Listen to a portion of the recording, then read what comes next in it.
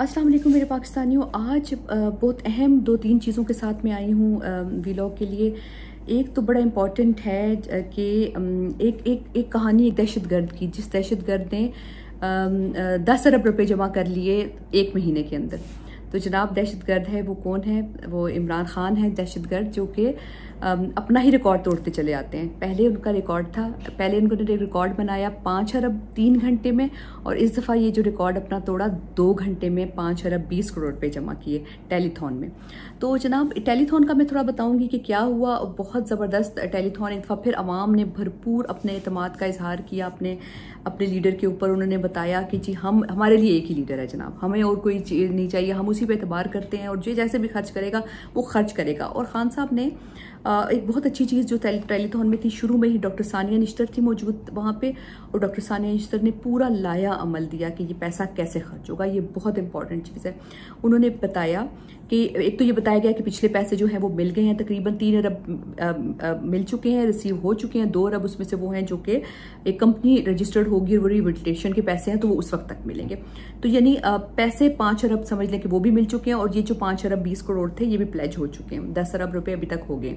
अब तरीकाकार क्या है इस पैसे देने का? एक तो ये कि डॉक्टर सानिया क्योंकि इसकी निगरानी कर रही हैं, तो बहुत इंपॉर्टेंट कि ये सियासी वाबस्तगी से कता नज़र ये पैसे दिए जाएंगे। उन्होंने कह भी दिया दोबारा, और ये ऐसा ही होगा जैसे सास का प्रोग्राम था कि वो क्लियरली वो वोट बैंक बनाने के लिए नहीं था, आवाम की खिदमत के लिए था।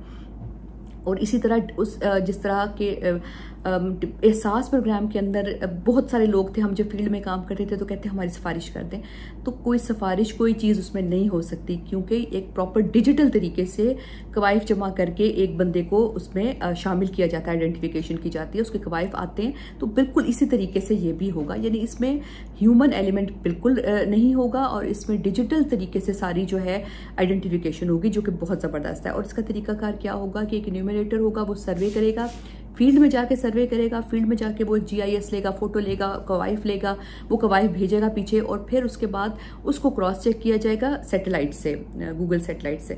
तो यानी तरीकाकार बहुत वाज़ेह कर दिया उन्होंने, और बहुत तरीकाकार एक क्लियर तरीकाकार है, ताकि जिस तक पैसे पहुंचे वो बेनिफिशरी जो है वो मुस्तहिक इंसान हो, जिस तक पैसे पहुंचे, और वो उसी तरह होगा जिस तरह एहसास का प्रोग्राम है। तो बहुत अच्छी बात हुई। और फिर से अवाम ने जो अपना भरपूर इजहार किया अपने खान पे एतमाद का, और बड़ी ज़बरदस्त कुछ कॉल्स थी, बड़ी मोहब्बत का इजहार किया गया उसमें। जैसे एक कॉल थी, उन्होंने कहा जी $15,000 सिर्फ आपके नाम पे हैं। कुछ बच्चों ने नारे लगाए उन्होंने खान साहब के लिए, बच्चे बेताब हो रहे थे खान साहब से बात करने के लिए। इसके अलावा यानी ये क्योंकि बेसिकली नॉर्थ अमेरिका के लिए थी, तो नॉर्थ अमेरिका के लोग जो बैठे हुए थे डेलस में, वो अपना वहाँ पे एक समझ लें कि टेलीथॉन अपनी कर रहे थे, वहाँ पे जो फंड रेजिंग की अपनी एक्टिविटी कर रहे थे, और वहाँ से वो फंड रेज करके यहाँ भेजे थे। यानी एक बड़ा मुनज़्ज़म तरीके से एक चीज़ हुई। तो और उसमें ये था कि मीडिया ने जनाब, ऐसा हुआ कि मीडिया को, केबल ऑपरेटर्स को धमकियां दी गई कि आपने नहीं चलाना इमरान खान को टीवी पे, और जो बोल और ARY चला रहे थे उनको बंद कर दिया गया, और केबल ऑपरेटर्स को कहा ये 2 चैनल बंद कर दो, बाकी तो किसी को चलाने नहीं दिया गया। तो क्या हुआ? क्या आप कामयाब हुए? मुझे बताएं, आप और गंदे हुए या नहीं हुए? और इमरान खान तो नाकाम नहीं हुआ। इमरान खान तो इनको समझ क्यों नहीं आती कि ये जितना ये हरकतें करते हैं उतने ही गंदे होते हैं, और उतना ही इमरान खान को फ़ायदा होता है। ये क्यों नहीं इनको समझ आ रही? इनको समझ आ जाएगी, लेकिन ये कोई फ़ायदा नहीं है इनका। इनको इतना पागल बना दिया है। मैंने कहीं देख रही थी कि ये इतने पागल हो चुके हैं कि पहले जो है इन्होंने सारे इस्तीफे दिए हुए थे, उसमें 11 सीटों पे इस्तीफे एक्सेप्ट किए, बाकी पे किए नहीं, फिर इलेक्शन करवा दिए। फिर जब इन्हें देखा कि इमरान खान ने जीत जाना है सारे के सारे, वो इलेक्शन कैंसिल करवा दिए, अब कुछ और कर रहे हैं जो था। तो ये बिल्कुल पागल हो चुके हैं बुखलाहट में, इनको कुछ समझ नहीं आ रही कि आगे इन्होंने करना क्या। तो आगे इमरान खान साहब ने भी जब ये बात कही, और खान साहब ने भी बड़ी मज़े की कुछ बातें की, वो भी थोड़ी सी मैंने नोट की हैं, तो आपको बताती हूँ कि खान साहब ने कहा इनको पता है कि इनको फेंटा पड़ेगा, इसलिए मुझे टेक्निकल बुनियादों पर नॉकआउट करें। तो ये बात बिल्कुल सही है। एक कॉलर ने जैसे कहा कि जैसे जैसे ये आपको माइनस करेंगे वैसे वैसे हम आपको मल्टीप्लाई करेंगे। बहुत ज़बरदस्त बात थी। और जैसे ये मीडिया ब्लैकआउट किया गया, तो खान साहब ने उन्होंने कहा ये इनको शर्म नहीं आ रही कि ये रिलीफ का काम हम कर रहे हैं, यानी ये काम हम अपने लिए। तो ये इमरान खान अपना पॉलिटिकल काम तो है नहीं, हमें ये कहते हैं कि आप सियासत ना करें, आप इस वक्त सियासत छोड़ दें। लेकिन ये खुद क्या करते हैं, खुद क्या करते हैं कि जब ये एक रिलीफ का काम हो रहा था, उस रिलीफ के काम को उन्होंने पॉलिटिकल रंग दे के पहले तो मना किया और फिर उसके बाद मतलब किस किस तरह के सियासी हरबे इस्तेमाल किए। तो ये कैसे किस किस्म के लोग हैं। ये तो खान साहब ने कहा कि ये गद्दार, ये इतने गद्दार हैं कि ये चाहते हैं कि मुल्क का फ़ायदा ना हो। यानी इमरान खान अगर कर रहा है टेलीथॉन तो इमरान खान तो मुल्क का नुकसान हो जाए बेशक, लेकिन इमरान खान टेलीथॉन ना कर सके। तो ये गद्दार है और मैं गद्दारों से हमेशा लड़ूंगा। तो खान साहब ने भी बड़ा टका के इनका जो है बातें की, अपनी हुकूमत इनका रास्ता रोक रही है जो मुल्क की खिदमत करना चाहते हैं ताकि इमरान खान को पॉलिटिकल बेनिफिट ना हो। तो मैंने ऐसी बेहिसी किसी हुकूमत में नहीं देखी। और आखिर में खान साहब ने एक बहुत अच्छी बात भी कही कि आप जो भी कर लें ये कौम फैसला कर चुकी है और जो भी रास्ते में आएगा वो बह जाएगा।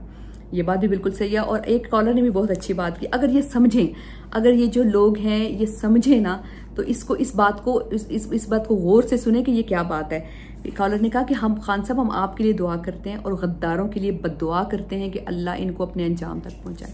तो यकीन करें आज हर बैठा जो लोग हैं वो इनके लिए बद्दुआएं कर रहे हैं। इनको समझ क्यों नहीं आती कि ये बद्दुआएं जो हैं ये कहीं ना कहीं पहुंच रही हैं। तो लेकिन इनको अक्ल नहीं आती, ये हर हरबे इस्तेमाल करेंगे। सबको एक बहुत ज़बरदस्त ट्वीट भी इस पर आया जो कि बड़ा सवालिया निशान है सबके ऊपर कि शहबाज शरीफ से उन्होंने सवाल किया कि आप जो तहरीक इंसाफ की खौफ की वजह से ये जो मीडिया को ब्लैकआउट कर रहे हैं, हम सहाफ़त पे तशद्दुद कर रहे हैं, झूठे मुकदमे कर रहे हैं और यूट्यूब पे तहरीक इंसाफ को आपने ब्लैकआउट किया है, सब कुछ किया है। तो आपको पता है, हमें पता है कि आप पीटीआई की मकबूलियत से आप जो हैं सब लोग वो बड़े डरे हुए हैं, वो सब पता है। लेकिन आप ये बताएं कि अगर आप इन सारी चीज़ों के जिम्मेदार क्या आप हैं, और क्या अगर आप नहीं हैं तो फिर वो कौन है। तो जनाब फिर बताएं कि वो कौन है जो इस चीज़ का जिम्मेदार है, अगर आप में हिम्मत है इतनी बताने की। तो ये बहुत इंपॉर्टेंट चीज़ है, इसको समझें। एक बहुत अहम बात जिस पे भी मैं वीलॉग कर रही हूँ कि बहुत ही घटिया हरकत, घटिया तरीन लोग हैं ये। मैं कहती हूँ कि घटिया पन्ने को भी किसी ने बड़ा अच्छा, मैंने कहीं पढ़ा कि घटिया इनके लिए बहुत छोटा लफ्ज़ है। सारी दुनिया की गलाजत मिला दी जाए ना तो ये जो है ना, ये नून लीग का माफिया, जैसे इत्तेज़ाज़ हसन ने कहा कि इमरान खान बड़े माफिया से इस वक्त लड़ रहा है, तो उसमें जैसे अदालतें हैं, न्यूट्रल्स हैं, बहुत सारी चीज़ें, लेकिन उसमें सबसे जो बड़ा, उसमें एक शरीफ ख़ानदान भी एक माफिया है बहुत बड़ा। और वाकई इसमें कोई शक नहीं कि ये बहुत बड़ा माफिया है जिससे इमरान खान लड़ रहा है। तो कैसे उन्होंने एक गुजरांवाला जलसे में जब खान साहब ने कहा कि मैं कि मैं ग़ुलामी से आज़ादी दिलाना चाहता हूँ, ग़ुलामी से मैं आज़ादी दिलाना चाहता हूँ, और उस ग़ुलामी से आज़ादी दिलाने का तरीका ये है कि मैं नबी की सीरत से आज़ादी दिलाऊंगा, ग़ुलामी से आज़ादी दिलाऊंगा। यानी ये एक पूरा एक ये है। आप सुने ये क्या कहे। बार बार अपने लोगों को बताता हूँ कि मेरे नबी सल्लल्लाहु अलैहि वसल्लम ने मदीना की रियासत में दुनिया की तारीख का सबसे बड़ा इनकलाब लेके आए। 622 और 632 के बीच में दुनिया की तारीख का सबसे बड़ा इनकलाब वो मदीना में लेके आए। तो मैं अपने नौजवानों, मेरी पूरी कोशिश है कि मैं अपने नबी सल्लल्लाहु अलैहि वसल्लम की, आपको उनकी जिंदगी, उनकी सीरत से आपको भी आजाद करूं, क्योंकि हम अभी तक हकीकी तौर पे आजाद नहीं हुए।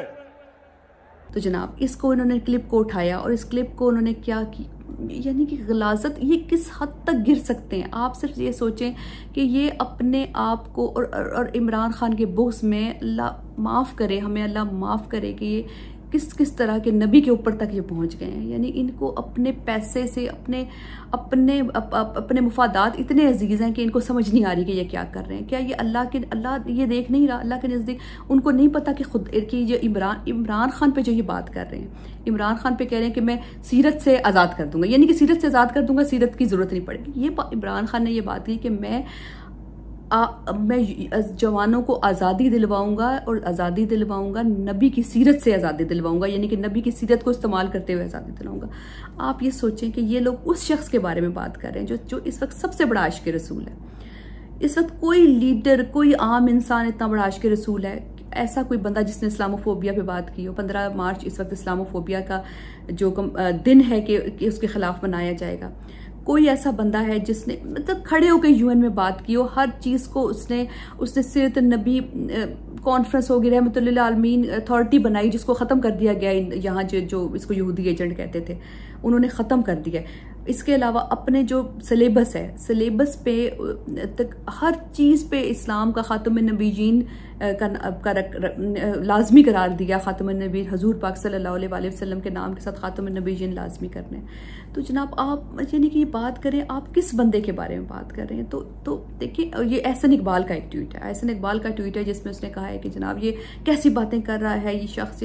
तो खैर लोगों ने उसको बहुत जलील कर दिया। और एक चीज़ बड़ी क्लियर नज़र आ रही है कि एक आधी वीडियो चलाई है उन्होंने, आधी वीडियो करके, और उसने कहा है कि मैं रहमतुल्लिल आलमीन से आपको आज़ाद कर, मैं सीरत नबी से आपको आज़ाद कर दूंगा, यानी कि मैं ग़ुलामी से आपको सीरत नबी का इस्तेमाल करते हुए आपको ग़ुलामी से निजात दे दूंगा। तो ये जो आप हरकतें कर रहे हैं ना, ये अल्लाह को भी नज़र आ रही हैं, अल्लाह को भी नज़र आ रही हैं। और आप जो हैं इस दुनिया में बसते हैं, आपकी औलाद भी है। मुझे तो समझ नहीं आती कि आपकी औलाद कैसे सामना करती है लोगों का, जो आप ये हरकतें करते हैं। तो मैं हैरान होती हूँ कि बोझ में आप इतना निकल आए हैं कि आपने किसी भी चीज़ को नहीं छोड़ा। तो अल्लाह ही आपको माफ़ करेगा और अल्लाह ही आपको हिदायत देगा। एक आखिरी बात मैं करूँगी कि इमरान खान, अभी खान साहब का मैं देख रही हूँ, अभी एक चल रहा था कामरान दुनिया चैनल पे, तो वो बहुत ज़बरदस्त इंटरव्यू खान साहब ने बड़ा उस पर डिटेल में सारी चीज़ें बताई। वही सारी चीज़ें जो काफ़ी वो कहते रहते हैं। सबसे पहले उन्होंने टेलीथॉन में भी जो हुआ, जो मीडिया ब्लैकआउट किया, तो खान साहब ने एक बड़ी अच्छी बात की। उन्होंने कहा कि मुझे इस चीज़ से कोई फ़र्क नहीं पड़ता, इनको क्यों लग रहा है। देखिए, इमरान खान को आपने मीडिया ब्लैकआउट किया तो इमरान खान को क्या कोई नुकसान हुआ? वो इससे नुकसान उनको उल्टा फ़ायदा हुआ कि लोगों ने ज़्यादा बढ़ चढ़ के पैसे दिए। तो ये चीज़ ये पता नहीं। लेकिन खान साहब ने एक बड़ी अच्छी बात की कि मेरी सपोर्ट में तो इजाफा हो रहा है, लेकिन मुझे इस वक्त पाकिस्तान का डर है कि पाकिस्तान जो है अगर ये आगे चला गया, श्रीलंका की तरफ चला गया, तो उसको वापस लाना बहुत मुश्किल है। दिवालिया हो गया तो फिर कई साल लग जाएंगे इसको वापस लाने में। तो ये खान साहब का जो डर है उनका इजहार किया। इसके अलावा खान साहब ने अच्छी बात की कि IMF ने कहा है कि पाकिस्तान जो है सिविल स्ट्राइक की तरफ जा रहा है, यानी कि बड़ा क्लियर नजर आ रहा है कि पाकिस्तान किसकी तरफ जा रहा है। और यहाँ के जो लोग हैं उनको सिर्फ अपने मुफादात अजीज हैं, उनको तो ना सैलाब ज़दगान की फिक्र है, उनको तो किसी चीज़ की फिक्र नहीं है।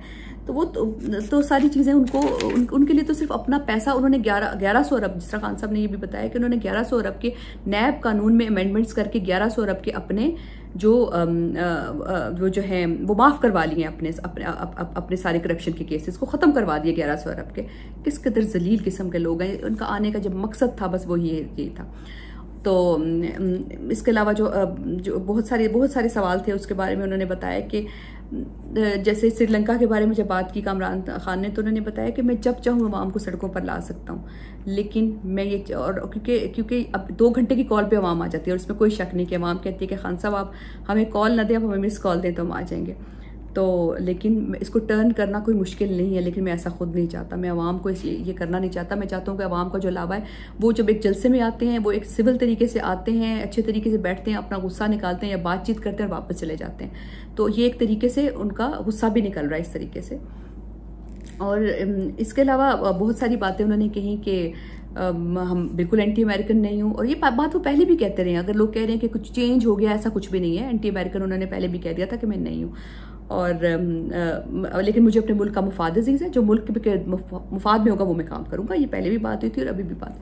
अच्छा, एक बात बड़ी इंटरेस्टिंग कि उन्होंने बात कही कि बात क्या कही और वहाँ से कुछ फप्पे कुट्टन जो हैं सहाफ़ी, उन्होंने क्या क्या ट्वीट लगाना शुरू कर दिया। अभी मैं देख ही रही थी तो समझ आना शुरू हो गया कि बात ये थी कि कोई ऐसा अरेंजमेंट होना चाहिए कि जो नया चीफ आए वो ये हुकूमत उस चीफ को अपॉइंट ना करे, कोई जो नया चीफ आए। तो ये खान साहब ने कहा कि इसका कोई अरेंजमेंट होना चाहिए। समझ नहीं आई कि अचानक कुछ पप्पे कुटन जो सहाफ़ी उन्होंने फ़ौरन कह दिया। खान साहब ने कह दिया कि जनाब ये एक्सटेंशन की बात करती है, खान साहब का सॉफ्टवेयर अपडेट हो गया। तो समझ नहीं आती है कहाँ से बातें निकालती हैं। खरीदा फारूकी का तो दिमाग इतना तेज़ चलता है, मैं तो हैरान हूँ। बैठी सिर्फ इसी चीज़ पर रहती है कि इमरान खान की क्या चीज़ निकालूं। तो मैंने तो खुद इंटरव्यू सुना, उन्होंने कहा कि मेरिट पे फैसला होना चाहिए, मेरिट पे फैसला हो नंबर 1। ये पहले भी वो कह चुके हैं जिसपे बहुत ज़्यादा बातें की गई। मेरिट पे फैसला होना चाहिए और दूसरी बात ये कि ऐसा कोई अरेंजमेंट होना चाहिए कि ये फैसला जो है नई हुकूमत आके करे, जो इलेक्टेड हुकूमत हो, ये हुकूमत नहीं जो ज़बरदस्ती घुस के बैठे। तो ये बहुत सारी चीज़ें थी जो अभी डिस्कशन हुई। और अभी देखते हैं कि खान साहब जो अगला लाया अमल है, जो लॉन्ग मार्च का उन्होंने कहा हुआ है, वो लाया अमल कर, वो उस पर कुछ करने की ज़रूरत पड़ती है या नहीं पड़ती, या उससे पहले हालात ठीक हो जाते हैं। Thank you.